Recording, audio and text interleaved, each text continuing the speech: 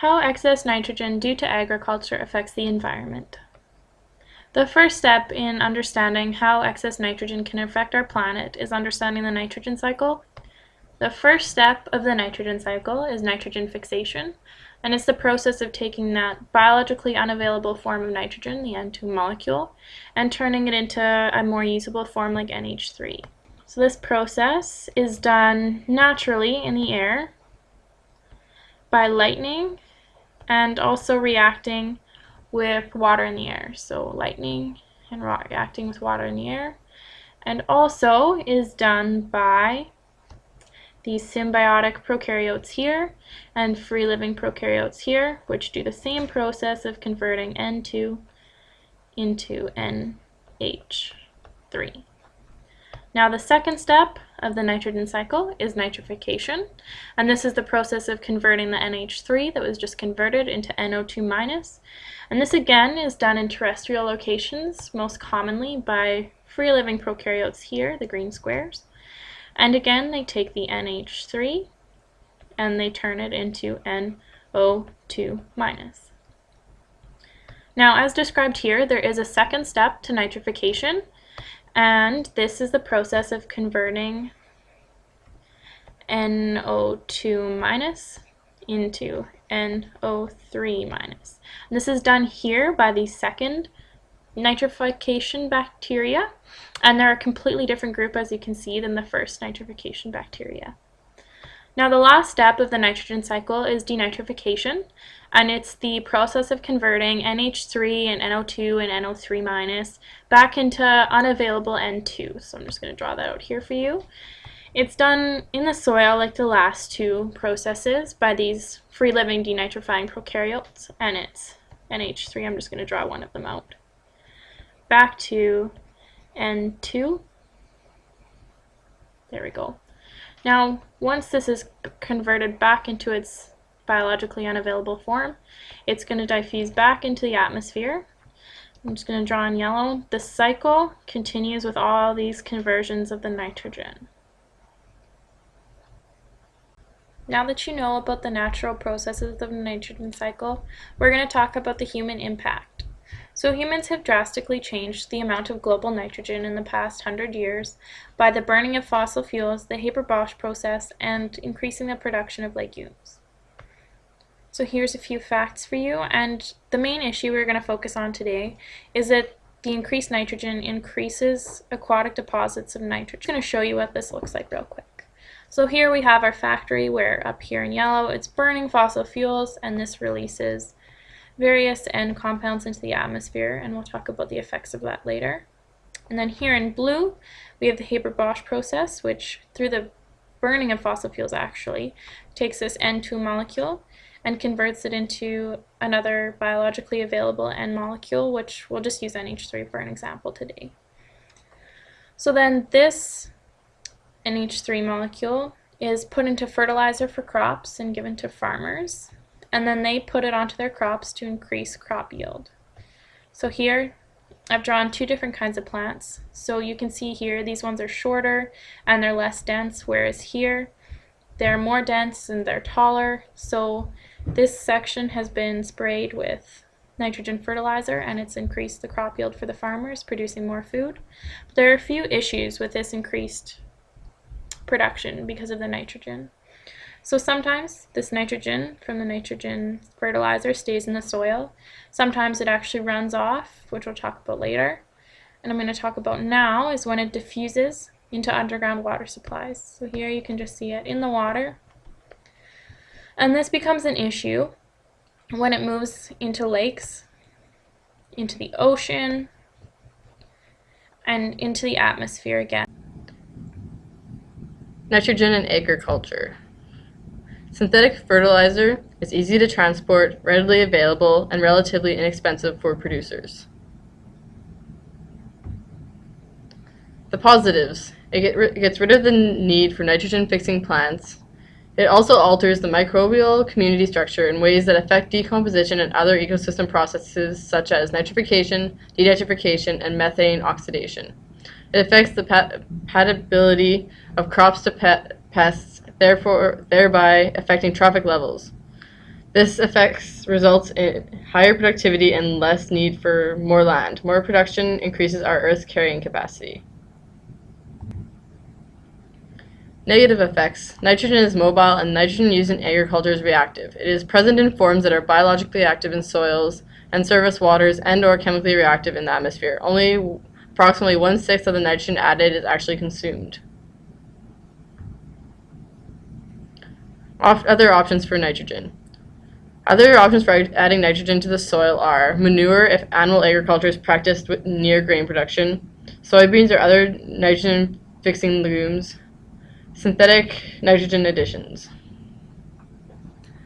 Animal agriculture. Animals that are in pastures excrete nitrogen back into the soil, which is recycled into new foliage. With proper management, little nitrogen is lost to the environment. Intensive agriculture is more problematic because of the spatial disconnect. Solutions for this are precision feeding, which is meeting the nutritional needs without any excess, and phase feeding, which is adjusting amounts according to age. Both reduce nitrogen excretion rates. Manure. Problems arise with improper storage or management. Solutions are storage in lagoons, application to fields at the right time to optimize use, only apply what is needed to meet the nitrogen needs of the crop, and injecting liquid manure instead of surface application. These methods limit the amount of nitrogen that leaches into the groundwater or other environmental leakage. This part of this video will be looking at the impact of excess nitrogen on water quality. Excess nitrogen in water has so far polluted rivers and oceans and the groundwater in different parts of the world, and this is caused by human activity, such as the application of fertilizers on lawns, gardens, runoff from farmland, animal waste, sewage treatment plants. One of the major sources of nitrogen in marine habitats is through runoff from farmland. These fertilizers from farmland dissolves in nitrogen and then transported into the water, and then the nitrogen gets dissolved into the water. As the level of nitrogen increases in water, it continues to increase the number of algae found in this water, and this tends to reduce the amount of oxygen in the water. And as the level of oxygen in the water reduces, it kills aquatic animals found in this water because the oxygen is not sufficient enough for the survival of these animals. So far, due to the death of the animals and the increase of algal growth in the rivers, it will result to offensive smells, which is less attractive for drinking and public recreation. Excessive nitrogen in water has also resulted to dead zone in different parts of the world. This dead zone is known to be zones where there is no oxygen, or there is less oxygen found to support less animals. And so far, dead zone in different parts of the waters limit habitats for aquatic animals. Impact of excessive nitrogen on water quality do not just affect aquatic animals. It also causes a devastating impact on human health, especially nursing mothers, pregnant women, babies under 6 months, and the elderly, older people.